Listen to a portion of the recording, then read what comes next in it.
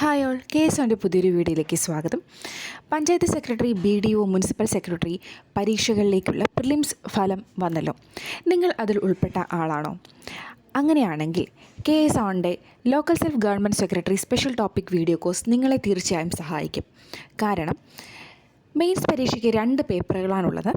രണ്ടാമത്തെ പേപ്പറിൽ പഞ്ചായത്തുമായി ബന്ധപ്പെട്ട കുറേ കാര്യങ്ങൾ നിങ്ങൾക്ക് പഠിക്കാനായിട്ടുണ്ട്. ഈ കോഴ്സ് എടുത്തു കഴിഞ്ഞാൽ തീർച്ചയായും നിങ്ങൾക്ക് നല്ലൊരു റാങ്ക് നേടാൻ സാധിക്കും എന്നതിൽ യാതൊരു സംശയവും ഇല്ല. ആദ്യമായിട്ട് എന്താണ് ഈ LSGD അല്ലെങ്കിൽ തദ്ദേശ സ്വയംഭരണ വകുപ്പ് എന്താണ് എന്ന് മനസ്സിലാക്കിയിരിക്കേണ്ടത് അത്യാവശ്യമാണ്. കേരളത്തിലെ തന്നെ ഏറ്റവും പ്രധാനപ്പെട്ട വകുപ്പുകളിലൊന്നാണ് തദ്ദേശ സ്വയംഭരണ വകുപ്പ്. LSGD വെബ്സൈറ്റിൽ നിന്ന് നമുക്ക് കിട്ടുന്ന വിവരങ്ങൾ പ്രകാരം ഏറ്റവും കൂടുതൽ panchayat, municipality, urban affairs related ആയിട്ടുള്ള കാര്യങ്ങളിൽ വളരെ അധികം പങ്ക് വഹിക്കുന്ന ഗവൺമെൻറ്റിൻ്റെ ഒരു ഡിപ്പാർട്ട്മെൻറ്റാണ് LSGD. ആ ഡിപ്പാർട്ട്മെൻറ്റിൻ്റെ സ്ട്രക്ചർ ഇങ്ങനെയാണ്. പല ഡിപ്പാർട്ട്മെൻറ്റുകൾ മെർജ് ചെയ്ത് ചേർത്താണ് ഇന്ന് നമ്മൾ കാണുന്ന തദ്ദേശ സ്വയംഭരണ വകുപ്പ് രൂപപ്പെടുത്തിയിട്ടുള്ളത്. ആ ഡിപ്പാർട്ട്മെൻറ്റിന് ഒരു തദ്ദേശ സ്വയംഭരണ മന്ത്രി ഉണ്ടായിരിക്കും. അതിന് കീഴിൽ ഒരു പ്രിൻസിപ്പൽ സെക്രട്ടറി ഉണ്ടായിരിക്കും. അതേപോലെ തന്നെ panchayat director, urban affairs director, chief town planar, rural development commissioner, chief engineer, state performance audit officer, ഇങ്ങനെ വളരെ ഡിസസീവായ കുറേ ഉദ്യോഗസ്ഥരുണ്ടായിരിക്കും. ഇവരുടെ കീഴിൽ അല്ലെങ്കിൽ ഇവരുടെ ഭരണത്തിൽ ഒത്തിരി തദ്ദേശ സ്വയംഭരണ സ്ഥാപനങ്ങളുമായി ബന്ധപ്പെട്ട കുറേ ഇൻസ്റ്റിറ്റ്യൂഷൻസ് ഉണ്ട്. ക്രൂസ്, കില, കുടുംബശ്രീ പോലുള്ള ധാരാളം ഓർഗനൈസേഷൻസ് എല്ലാം ഇതിൻ്റെ കീഴിൽ വരും. ഇതിനെപ്പറ്റിയെല്ലാം വളരെ ഡീറ്റെയിൽ ആയിട്ട് നമ്മൾ പഠിക്കണം. അല്ലെങ്കിൽ ഇൻ്റർവ്യൂ പോലുള്ള ഒരു ക്രൂഷ്യൽ സ്റ്റേജിലെത്തുമ്പോൾ നമ്മൾ മനസ്സിലാക്കിയിരിക്കണം എന്തൊക്കെയാണ് ഇതിൻ്റെ ഒരു സ്ട്രക്ചർ എന്നുള്ളത്. ഇനി ഈ ജോലിയുടെ ഒരു സ്വഭാവം എടുത്തു കഴിഞ്ഞാൽ ഇതിൻ്റെ പൊസിഷൻ, ഈ ഒരു പോസ്റ്റിൻ്റെ പൊസിഷൻ ഒരു ഗസറ്റഡ് പോസ്റ്റാണ്. കേരള PSC നടത്തി വരുന്ന ഗസറ്റഡ് പോസ്റ്റ് എക്സാമുകൾ പരിശോധിക്കുകയാണെങ്കിൽ അതിന് ഫൈനൽ സ്റ്റേജിൽ ഒരു ഇൻ്റർവ്യൂ ഉണ്ടായിരിക്കും. അതുകൊണ്ട് തന്നെ ഈ എക്സാമിന് നിങ്ങൾക്കൊരു ഇൻ്റർവ്യൂ പ്രതീക്ഷിക്കാം. ഇതിൻ്റെ സാലറി നോക്കുകയാണെങ്കിൽ സ്റ്റാർട്ടിങ് 51,000 മുകളിൽ ഉണ്ട്. നിങ്ങൾക്ക് 1 ലക്ഷം അതിൽ കൂടുതൽ വരെ ഒരു മന്ത് നിങ്ങൾക്ക് നേടാനായിട്ട് സാധിക്കും. In hand salary first month തന്നെ 60,000 മുകളിൽ ആയിരിക്കും. DA റിവിഷൻ വരുന്നതിനനുസരിച്ച് ഇതിലും കൂടാം. ഇനി ജോലിയുടെ ഒരു സ്വഭാവം, വർക്ക് റെസ്പോൺസിബിലിറ്റി നോക്കുകയാണെങ്കിൽ ഒരുപാട് അഡ്മിനിസ്ട്രേറ്റീവ് ടാസ്ക് ഉണ്ടായിരിക്കും. ഗവൺമെൻറ് തദ്ദേശ സ്വയംഭരണ സ്ഥാപനങ്ങൾക്ക് വേണ്ടി നടപ്പിലാക്കുന്ന അല്ലെങ്കിൽ ആ ഒരു തലത്തിൽ നടപ്പിലാക്കുന്ന ധാരാളം പദ്ധതികളുണ്ടായിരിക്കും. അത് മാനേജ് ചെയ്യുക, അതിന് മേൽനോട്ടം വഹിക്കുക, അതുപോലുള്ള വളരെ ക്രൂഷ്യലായിട്ടുള്ള ഉത്തരവാദിത്തമായിരിക്കും നമുക്കുണ്ടായിരിക്കും. അൾട്ടിമേറ്റ് എയിം എന്ന് പറയുന്നത് ലോക്കൽ ഗവേണൻസ് ബോഡിയുടെ ഫങ്ഷനിങ് വളരെ സ്മൂത്തായിട്ട് കൊണ്ടുപോവുക. കാരണം ത്രിതല ആ ഒരു ഗവേണൻസ് ഏറ്റവും ക്രൂഷ്യലായിട്ടുള്ള റോള് വഹിക്കുന്ന ആ ഒരു ഗ്രാസ് റൂട്ട് ലെവലിലുള്ള ഓർഗനൈസേഷനാണ് അല്ലെങ്കിൽ ഒരു ഇൻസ്റ്റിറ്റ്യൂഷനാണ് പഞ്ചായത്തി രാജ് എന്ന് പറയുന്നത്. അപ്പോൾ അവിടെ വളരെയധികം സ്മൂത്തനായിട്ട് ഗവേണൻസ് കൊണ്ടുപോകാൻ വേണ്ടിയിട്ടുള്ള ഒരു ലെവൽ ഓഫ് ഉദ്യോഗാർത്ഥികളെ അല്ലെങ്കിൽ ഒരു ലെവൽ ഓഫ് ഉദ്യോഗസ്ഥരെ വാർത്തെടുക്കുക എന്നുള്ളതാണ് ഈ പരീക്ഷയുടെ ലക്ഷ്യം. അപ്പോൾ അത് തന്നെയാണ് ഇതിൻ്റെ മേജറായിട്ടുള്ള ഉത്തരവാദിത്വവും. ഇനി എക്സാം എഴുതാൻ പോകുന്ന ഉദ്യോഗാർത്ഥികൾ എന്നുള്ള നിലയ്ക്ക് നമ്മളെ സംബന്ധിച്ച് ഏറ്റവും പ്രധാനം എക്സാമിൻ്റെ സ്ട്രക്ചർ മനസ്സിലാക്കുക എന്നുള്ളതാണ്. മെയിൻസിന് 2 പേപ്പറുകളാണുള്ളത്. പേപ്പർ 1 ആൻഡ് പേപ്പർ 2 200 മാർക്കിനാകും ഉണ്ടാകുക. ഡിഫറെൻറ്റ് കട്ട് ഓഫ്സ് ഒന്നും ഇതുവരെ പറയാത്ത സ്ഥിതിക്ക് കമ്പൈൻഡ് കട്ട് ഓഫ് ആകും എന്ന് നമുക്ക് പ്രതീക്ഷിക്കാം. പേപ്പർ 1 നമ്മൾ സാധാരണ കണ്ടിട്ടുള്ള ഡിഗ്രി മെയിൻസിൻ്റെ ഒരു സിലബസ് എല്ലാം ഇൻക്ലൂഡ് ചെയ്തിട്ടുള്ളൊരു പേപ്പറാണ്. ജനറൽ സബ്ജക്ട്സ് ഉണ്ട്, ഇംഗ്ലീഷ്, മാത്സ്, മലയാളം എല്ലാം ഇതിനകത്ത് വരുന്നതാണ്. പേപ്പർ 2 ആണ് ഇതിൽ ഡിസിസീവായിട്ടുള്ള ഒരു റോള് വഹിക്കാൻ പോകുന്ന പേപ്പർ. അതിൽ Indian constitution, economy and special topics ഉണ്ട്. ഇതാണ് ഒരു ഗെയിം ചേഞ്ചറായിട്ട് ഉള്ള പേപ്പർ. ഈ പേപ്പർ നിങ്ങളുടെ സ്കോർ അനുസരിച്ചിരിക്കും നിങ്ങളുടെ ഫൈനൽ റാങ്ക് ലിസ്റ്റിലുള്ള നിങ്ങളുടെ പൊസിഷൻ. 70 മാർക്കോളം സ്പെഷ്യൽ ടോപ്പിക്കാണ്. പേപ്പർ 2 മൊത്തം സ്പെഷ്യൽ ടോപ്പിക്കായിട്ട് നമ്മൾ കൺസിഡർ ചെയ്യുന്നില്ല. കാരണം നിങ്ങൾ ഇന്ത്യൻ പോളിറ്റി, അതായത് ഇന്ത്യൻ കോൺസ്റ്റിറ്റ്യൂഷൻ, ഇക്കോണമി എല്ലാം നിങ്ങൾ ഓൾറെഡി പഠിച്ചിട്ടുള്ളതായിരിക്കും. സെയിം കാര്യങ്ങൾ തന്നെയാണ് ചെറിയൊരു ഡിഫറൻസോടുകൂടി ഇവിടെ റിപ്പീറ്റ് ചെയ്യുന്നത്. അതുകൊണ്ട് തന്നെ ഇതിനെ നമ്മൾ സ്പെഷ്യൽ ടോപ്പിക് കോഴ്സിനുള്ളിൽ നമ്മൾ കയറ്റുന്നില്ല. പകരം നമുക്ക് 70 മാർക്കോളം വരുന്ന മൊഡ്യൂൾസാണ് നമ്മൾ സ്പെഷ്യൽ ടോപ്പിക് കോഴ്സിൻ്റെ കീഴിൽ നമ്മൾ ഡിസൈൻ ചെയ്തിരിക്കുന്നത്. ഇവിടെ നമുക്ക് ഇതിൻ്റെ ഒരു ഡീറ്റെയിൽഡ് ലുക്ക് നമുക്ക് നെക്സ്റ്റ് സ്ലൈഡ് തൊട്ട് നോക്കാം. നവംബറിലാണ് എക്സാം ഡേറ്റ് വന്നിട്ടില്ല, പക്ഷേ നവംബറിലായിരിക്കും എന്നുള്ളത് നിങ്ങൾക്ക് അറിയാമല്ലോ.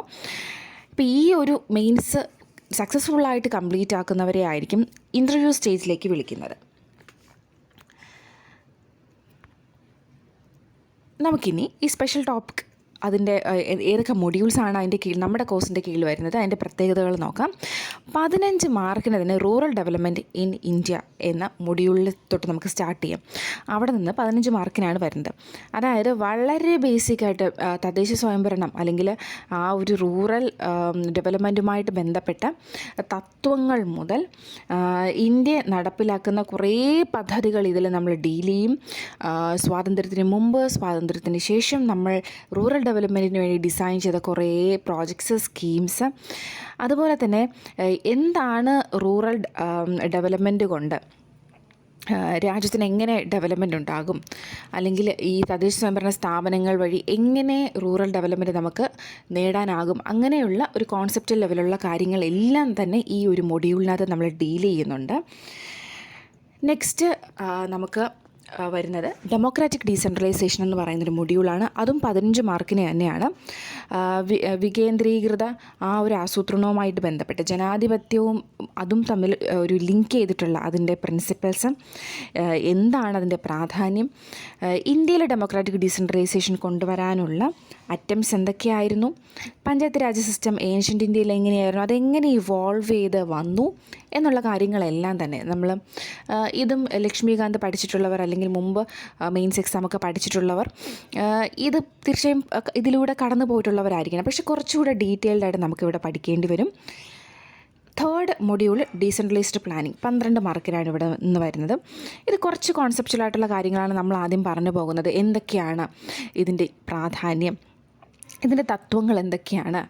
ഇനി അത് കഴിയുമ്പോൾ കേരളത്തിൻ്റെ കാര്യത്തിലേക്ക് വരുന്നു. കേരളത്തിൽ എങ്ങനെയാണ് പാർട്ടിസിപ്പേറ്ററി പ്ലാനിങ് ക്യാമ്പയിൻ എങ്ങനെയാണ് വന്നത്, എങ്ങനെയാണ് നമ്മളത് ഇപ്പോൾ നിലനിർത്തിക്കൊണ്ട് പോകുന്നത്, ഗ്രാമസഭയുടെ പ്രാധാന്യം എന്താണ്, ഡിസ്ട്രിക്ട് പ്ലാനിങ് കമ്മിറ്റിയുടെ ഫങ്ഷൻസ് എന്തൊക്കെയാണ്, sectoral and special component plans ഇപ്പോൾ എന്തൊക്കെയുണ്ട്.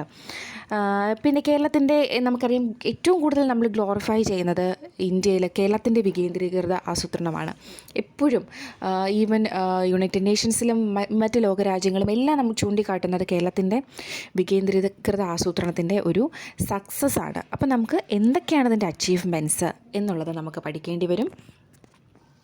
അത് കഴിഞ്ഞ് 4th മൊഡ്യൂൾ എന്ന് പറയുന്നത് concepts of grass root level development. ഇവിടെ നമ്മൾ നേരത്തെ പറഞ്ഞതുപോലെ തന്നെ കുറച്ച് കോൺസെപ്റ്റ്വൽ കാര്യങ്ങളാണ് നമ്മൾ ആദ്യം ഡീൽ ചെയ്ത് പോകുന്നത്. സസ്റ്റൈനബിൾ ഡെവലപ്മെൻറ്റിൻ്റെ അതുമായിട്ട് ബന്ധപ്പെട്ട കുറച്ച് ആശയങ്ങൾ, gender concerns in development, gender equity, gender budgeting എന്താണ്, ഇൻക്ലൂസീവ് ഡെവലപ്മെൻറ്റ് എന്താണ്, പോവർട്ടി അലിവേഷനുമായിട്ട് ബന്ധപ്പെട്ട കുറേ കാര്യങ്ങൾ. ഇവിടെ നമ്മൾ വീണ്ടും ഇന്ത്യയും കേരളവുമായിട്ട് ബന്ധപ്പെട്ട് നമ്മൾ ഇംപ്ലിമെൻറ്റ് ചെയ്യുന്ന കുറേ സാമൂഹ്യ സുരക്ഷാ പദ്ധതികൾ എല്ലാം നമ്മൾ വീണ്ടും കാണും. നമ്മൾ മുമ്പത്തെ എക്സാമിനൊക്കെ പഠിച്ച സെയിം കാര്യങ്ങൾ നമ്മൾ വീണ്ടും ഇവിടെ ഒന്നുകൂടെ പൊടി തട്ടി എടുക്കേണ്ടി വരും. നെക്സ്റ്റ് നമ്മൾ ഇതുവരെ നമ്മൾ മറ്റ് എക്സാംസിന് കണ്ടിട്ടില്ലാത്ത കുറേ കാര്യങ്ങൾ, സെൽഫ് ഹെൽപ്പ് ഗ്രൂപ്പ്സ്, അതും ത്രിഫ്റ്റും എങ്ങനെ ലിങ്ക് ചെയ്തിരിക്കുന്നു, കേരളത്തിലും ഇന്ത്യയിലും അതിൻ്റെ പ്രാധാന്യം എന്താണ്, അങ്ങനെ കുറേ കാര്യങ്ങൾ നമ്മളിവിടെ നോക്കും. പിന്നെ rural enterprises, rural data bases for development planning, അങ്ങനത്തെ കുറച്ച് കോൺസെപ്റ്റ്സ് നമ്മളിവിടെ പരിചയപ്പെടും. 5th മൊഡ്യൂൾ എന്ന് പറയുന്നത് ഏർബൻ ഗവേണൻസ്. 8 മാർക്കിനാണ് ഈ ഒരു ഏരിയയിൽ നിന്ന് ചോദിക്കുന്നത്. ഇതുവരെ നമ്മൾ റൂറൽ ഏരിയയിൽ നിന്നും ആണ് റൂറൽ ഡെവലപ്മെൻറ്റുമായിട്ട് ബന്ധപ്പെട്ട കാര്യങ്ങളാണ് പഠിച്ചതെങ്കിൽ ഇവിടെ നമ്മൾ അർബൻ ഗവേണൻസുമായിട്ട് ബന്ധപ്പെട്ട കാര്യങ്ങളാണ് നോക്കുന്നത്. ഇവിടെ എന്താണ് ഏർബനൈസേഷൻ, വളരെ ആ ഒരു കോൺസെപ്ഷ്യൽ ലെവലുള്ള കാര്യങ്ങൾ, എന്താണ് ആ ഒരു ഡെഫിനേഷൻ ലെവലുള്ള കാര്യങ്ങൾ മുതൽ നമ്മൾ പഠിക്കും. ഇന്ത്യയുടെ ഏർബനൈസേഷൻ്റെ ട്രെൻഡ്സ് എന്താണ്, നമ്മൾ വളരെ ലേറ്റസ്റ്റ് ആയിട്ടുള്ള economic review, economic survey based ആയിട്ടുള്ള കാര്യങ്ങൾ അതിൽ നിന്ന് തന്നെയായിരിക്കും ചോദിക്കാൻ പോകുന്നത്.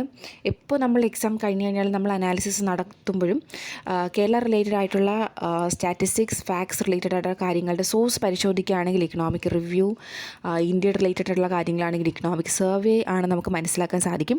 അപ്പോൾ നമ്മൾ ആ ഒരു സോഴ്സിൽ വെച്ച് തന്നെയാണ് നമ്മൾ ഈ trends of urbanisation in India പഠിക്കുന്നത്. നെക്സ്റ്റ് നമ്മൾ principles of urban planning and management പഠിക്കും. ഇന്ത്യൻ ഏർബൻ ഡെവലപ്മെൻറ്റ്, ഇന്ത്യയുടെ നഗര വികസനവുമായിട്ട് ബന്ധപ്പെട്ട് നമ്മൾ ഫേസ് ചെയ്യുന്ന കുറേ ഇഷ്യൂസ് ഉണ്ട്. അതുപോലെ തന്നെ കേരളത്തിൻ്റെ കാര്യം, കേരളം ഫേസ് ചെയ്യുന്ന ഒരുപാട് നഗര വികസനവുമായിട്ട് ബന്ധപ്പെട്ട ഇഷ്യൂസ്, നമ്മളെപ്പോഴും വാർത്തയിൽ കണ്ടുകൊണ്ടിരിക്കുന്ന കാര്യങ്ങൾ, അത് പഠിക്കും. പിന്നെ structure and functions of urban local government, urban local ഗവൺമെൻറ്റിൻ്റെ സ്ട്രക്ചർ എങ്ങനെയാണ്, ഫങ്ഷൻ എങ്ങനെയാണ് ഇന്ത്യയിൽ എന്നുള്ളത് പഠിക്കും. ഏർബൻ ഡെവലപ്മെൻറ്റുമായിട്ട് ബന്ധപ്പെട്ട് കുറേ പോളിസീസ് ഉണ്ട്, അത് നമ്മൾ പഠിക്കും. സ്വാതന്ത്ര്യം മുതൽ നമ്മൾ കാണുന്ന കുറേ പദ്ധതികളുണ്ട്, അത് നമ്മൾ നോക്കും. പിന്നെ സിറ്റിസൺ സർവീസ്, ഏർബൻ ഏരിയയിലുള്ള സിറ്റിസൺസിന് നമ്മൾ പ്രൊവൈഡ് ചെയ്യുന്ന സർവീസസ് എന്തൊക്കെയാണ്, അവർക്ക് കൊടുക്കുന്ന അമ്യൂണിറ്റീസ് എന്തൊക്കെയാണ്. പിന്നെ വളരെ പ്രധാനപ്പെട്ട ഒരു കാര്യം, principles of good urban governance നമ്മൾ പഠിക്കും. നമ്മൾ പ്രിൻസിപ്പിൾസ് ഓഫ് ഗുഡ് ഗവേണൻസ് പഠിച്ചിട്ടുണ്ടാകും, പക്ഷേ ഇവിടെ നമ്മൾ പഠിക്കുന്ന ഒരു പുതിയൊരു കാര്യമാണ് principles of good urban governance ആണ്. പ്രിൻസിപ്പിൾസ് ഓഫ് ഗുഡ് ഗവേണൻസുമായിട്ട് ലിങ്ക് ചെയ്തൊരു കാര്യം തന്നെയാണ്. അത് പഠിച്ചിട്ടുള്ളവർക്ക് ഇത് വളരെ ഈസി ആയിരിക്കും. Principles of good urban governance നമ്മൾ ഇവിടെ പഠിക്കും. നെക്സ്റ്റ് ലാസ്റ്റ് മൊഡ്യൂളായിട്ട് നമ്മൾ പഠിക്കുന്നത് ഈ ഗവേണൻസ് ആണ്. ഈ ഗവേണൻസ് നിങ്ങൾ തീർച്ചയായിട്ടും കേരള അഡ്മിനിസ്ട്രേഷനുമായിട്ട് ബന്ധപ്പെട്ട് നിങ്ങൾ കേരള ഗവേണൻസ് ആ ഒരു മൊഡ്യൂളുമായിട്ട് ബന്ധപ്പെട്ട് നിങ്ങൾ മുമ്പത്തെ എക്സാമിന് പ്രിപ്പയർ ചെയ്തിട്ടുള്ളതായിരിക്കും. പക്ഷേ ഇവിടെ കുറച്ചുകൂടെ നമ്മൾ ഡീപ്പറായിട്ട് ഇറങ്ങി ചെല്ലണം. നമ്മളിവിടെ ഈ ഗവേണൻസ് എന്താണ്, ലോക്കൽ ഗവേണൻസുമായിട്ട് ബന്ധപ്പെട്ട് കുറേ സോഫ്റ്റ്വെയർസ് നമ്മൾ പഠിച്ചിട്ടുണ്ട് കേരളം ഇംപ്ലിമെൻറ്റ് ചെയ്യുന്ന, അത് നമ്മൾ പഠിക്കേണ്ടി വരും. ഈ ഗവേണൻസിൻ്റെ അഡ്വാൻറ്റേജസ് എന്തൊക്കെയാണ്, അങ്ങനെ കുറച്ച് കോൺസെപ്ഷ്യൽ ലെവലായിട്ട് കാര്യങ്ങളും നമുക്ക് ഈ മൊഡ്യൂളിൽ ഡീൽ ചെയ്യേണ്ടതായിട്ട് വരും. പിന്നെ കുറച്ച് പുതിയ കാര്യങ്ങൾ, മാനേജ്മെൻറ്റ് ഇൻഫർമേഷൻ സിസ്റ്റം എന്താണ്, ഡിസിഷൻ സപ്പോർട്ട് സിസ്റ്റംസ് എന്താണ്, എക്സ്പേർട്ട് സിസ്റ്റംസ് എന്താണ്, ഇങ്ങനെ കുറേ പുതിയ നമ്മൾ ഇതുവരെ കേട്ടിട്ടില്ലാത്ത കുറേ കാര്യങ്ങളും നമുക്കിവിടെ പഠിക്കേണ്ടതായിട്ട് വരും. അപ്പോൾ നമുക്ക് ഇതുവരെ മനസ്സിലായത് നമ്മൾ മുമ്പത്തെ എക്സാമിന് പഠിച്ചിട്ടുള്ള വളരെ ബേസിക് ലെവലുള്ള കുറച്ച് കാര്യങ്ങളുടെ ഡീപ്പർ വേർഷൻസാണ് നമ്മൾ ഈ ഒരു സ്പെഷ്യൽ ടോപ്പിക്കിൽ നമ്മൾ പഠിക്കേണ്ടതായിട്ട് വരിക. അപ്പോൾ നമുക്കിവിടെ ഒരു ഹെൽപ്പ് ഉണ്ടെങ്കിൽ, ഒരു സപ്പോർട്ട് ഉണ്ടെങ്കിൽ, തീർച്ചയായിട്ടും നിങ്ങൾക്ക് അധികം റിസോഴ്സ് തപ്പി മെനക്കെടാതെ, നിങ്ങൾ തന്നെ നോട്ട് പ്രിപ്പയർ ചെയ്ത് സോഴ്സിന് വേണ്ടി അലഞ്ഞ് മെനക്കെടാതെ, നിങ്ങൾക്ക് റെഡിമെയ്ഡായിട്ട് നോട്ട് ഉണ്ടെങ്കിൽ, നിങ്ങൾക്ക് റെഡിമെയ്ഡായിട്ടൊരു വീഡിയോ കോഴ്സ് ഉണ്ടെങ്കിൽ, തീർച്ചയായിട്ടും നിങ്ങൾക്ക് ഇപ്പോഴേ തന്നെ നിങ്ങൾക്ക് എന്ത് ചെയ്യാം, ആ ഒരു ടോപ്പ് റാങ്ക് എയിം ചെയ്ത് നിങ്ങൾക്ക് പഠിച്ചു തുടങ്ങാം. ഇനി നമ്മുടെ ഈ കോഴ്സിൻ്റെ പ്രത്യേകത എന്താണെന്ന് നോക്കാം. thoroughly research and comprehensive notes in English. അപ്പോൾ നമുക്കറിയാം ഡിഗ്രി ലെവലിന് നമുക്ക് ഇംഗ്ലീഷിലും മലയാളത്തിലും ചോദ്യം പ്രൊവൈഡ് ചെയ്യാറുണ്ട്. പക്ഷെ നമുക്ക് ഇത്രയും കാലം PSC നടപ്പിലാക്കിയ പരീക്ഷയുടെ ഒരു ചെറിയൊരു ന്യൂനത എന്ന് പറയുന്നത്, ക്വസ്റ്റ്യൻസ് പ്രിപ്പയർ ചെയ്യുന്നത് ഇംഗ്ലീഷിലായിരിക്കും, എന്നിട്ട് അതിൻ്റെ മലയാളം ട്രാൻസ്ലേഷനിൽ വരുമ്പോൾ മലയാളം ട്രാൻസ്ലേഷനിൽ ധാരാളം പിശക് പറ്റാറുണ്ട്. അതുകൊണ്ട് ഇംഗ്ലീഷ് തന്നെ പഠിക്കുകയാണെങ്കിൽ, അത് നോട്ട്സും ക്ലാസ്സും എല്ലാം ഇംഗ്ലീഷ് തന്നെ ബേസ് ചെയ്ത് പഠിക്കുകയാണെങ്കിൽ അത് നിങ്ങൾക്ക് വളരെ ഈസി ആയിരിക്കും. കാരണം ക്വസ്റ്റ്യൻസ് പ്രിപ്പയർ ചെയ്യുന്നത് ഇംഗ്ലീഷിലാണ്. ഇംഗ്ലീഷ് അതിലുള്ള ഒതൻറ്റിക് ബുക്സ് ആൻഡ് സോഴ്സ് എടുത്ത് വച്ചിട്ടായിരിക്കും ക്വസ്റ്റ്യൻസ് പ്രിപ്പയർ ചെയ്യുന്നത്. അതിൻ്റെയാണ് മലയാളം ട്രാൻസ്ലേഷൻ പിന്നെ പ്രൊവൈഡ് ചെയ്യുന്നത്. അതുകൊണ്ട് തന്നെ നമ്മൾ തരുന്ന നോട്ട്സ് എല്ലാം ഇംഗ്ലീഷിൽ തന്നെ ആയിരിക്കും.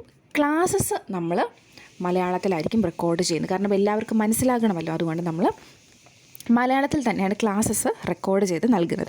ഇനി ഇതിന് മൊഡ്യൂൾ വൈസ് ടെസ്റ്റുണ്ട്, ഒരു ഫുൾ ടെസ്റ്റുണ്ട് നിങ്ങൾക്ക് പേപ്പർ 1 and 2. അതുകൂടാതെ തന്നെ extra 100 special topic MCQs PDF നിങ്ങൾക്ക് ബോണസായിട്ട് തരുന്നതാണ്.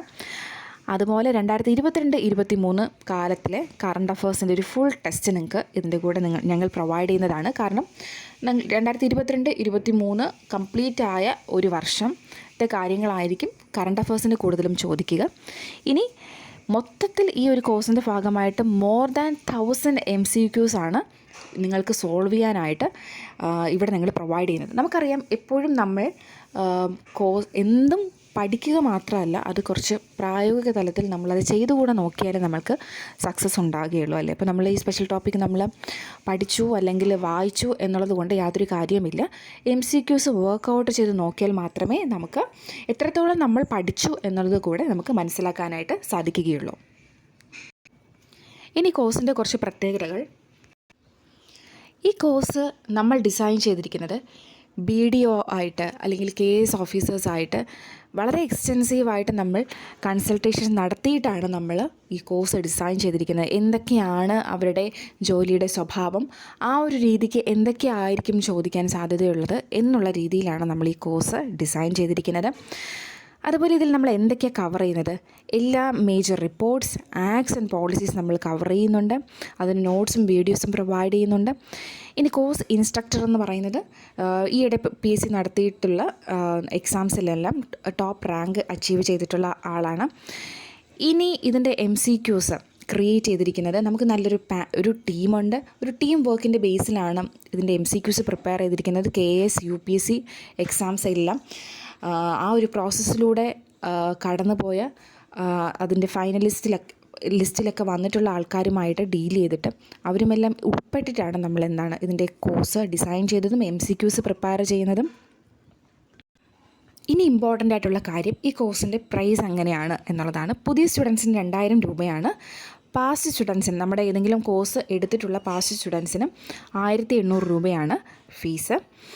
ഇതിൻ്റെ ഡീറ്റെയിൽസ്, കോഴ്സ് എങ്ങനെ പർച്ചേസ് ചെയ്യാൻ പറ്റും എന്നതിൻ്റെ ഡീറ്റെയിൽസ് താഴെ വീഡിയോയിൽ ഡിസ്ക്രിപ്ഷനായിട്ട് ഇട്ടിട്ടുണ്ട്. അതുകൂടാതെ തന്നെ നിങ്ങൾക്ക് എന്തെങ്കിലും ഡൗട്ട് ഉണ്ടെങ്കിൽ KS on Admin എന്ന് പറയുന്ന ടെലഗ്രാം ID-യിൽ നിങ്ങൾക്ക് സംശയങ്ങൾ ചോദിക്കാം. നമ്മുടെ കുറച്ച് ടോപ്പ് റാങ്ക് ഹോൾഡേഴ്സിനെ പരിചയപ്പെടുത്തുന്ന 1-2 സ്ലൈഡ്സാണ് ഇനി വരുന്നത്. 10-നകത്ത് ടോപ്പ് 10-നകത്ത് വന്നിട്ടുള്ളവരെ മാത്രമേ നമ്മൾ ഈ വീഡിയോയിൽ ഇൻക്ലൂഡ് ചെയ്തിട്ടുള്ളൂ. നിങ്ങൾക്ക് ഇവരുമായിട്ട് വേണമെങ്കിൽ നിങ്ങൾക്ക് ഡിസ്കസ് ചെയ്യാം. ഇവരുടെയെല്ലാം പഠന രീതികളെല്ലാം നമ്മുടെ യൂട്യൂബ് ചാനലിൽ തന്നെ നമ്മൾ അപ്ലോഡ് ചെയ്തിട്ടുണ്ട്. എങ്ങനെയാണ് KS on കോഴ്സ് അവരെ ഹെൽപ്പ് ചെയ്തിട്ടുള്ളത്, അതിൻ്റെ ഒരു കോംപ്രഹെൻസീവ് ആയിട്ടുള്ള ഒരു എല്ലാവരും ഒരുമിച്ച് ചേർന്നിട്ടുള്ള ഒരു കൊളാബറേറ്റീവ് ലേണിംഗ് പ്ലാറ്റ്ഫോം എങ്ങനെയാണ് അവരുടെ സക്സസ്സിന് വഴിവെച്ചത് എന്ന് പറയുന്ന വീഡിയോസ്, ഇവരെല്ലാം ഇൻക്ലൂഡ് ചെയ്തിട്ടുള്ള സക്സസ് സ്റ്റോറീസ് നമ്മുടെ യൂട്യൂബ് ചാനലിൽ അവൈലബിൾ ആണ്. നിങ്ങൾക്ക് അത് ചെക്ക് ചെയ്യാം. ഓക്കെ, നിങ്ങൾക്ക് ഇവരുമായിട്ട് സംസാരിച്ചിട്ട് എങ്ങനെയുണ്ട് നമ്മുടെ കോഴ്സ് എന്ന് ചോദിച്ചിട്ട് നമുക്ക് നമ്മുടെ കോഴ്സ് വേണമെങ്കിൽ പർച്ചേസ് ചെയ്യാം. ഇത്രയും കാര്യങ്ങളാണ് LSGD സ്പെഷ്യൽ ടോപ്പിക് കോഴ്സുമായിട്ട് ബന്ധപ്പെട്ട് നിങ്ങളോട് പറയാനുള്ളത്. അപ്പോൾ നിങ്ങളുടെ സക്സസ് സ്റ്റോറി കേൾക്കാനായിട്ട് KS on വെയിറ്റ് ചെയ്യാണ്. ആ സക്സസ് സ്റ്റോറിയിൽ ഞങ്ങൾക്ക് പാർട്ടാകാൻ സാധിച്ചാൽ അത് വലിയൊരു ഹാപ്പി ആയിരിക്കും ഞങ്ങൾക്ക്. സോ ഞങ്ങൾ നിങ്ങളെ കാത്തിരിക്കുകയാണ്. തീർച്ചയായിട്ടും കേരളത്തിൽ തന്നെ ഇത്രയും വലിയ ഒരു എക്സാം അത് നടക്കാൻ പോവുകയാണ്.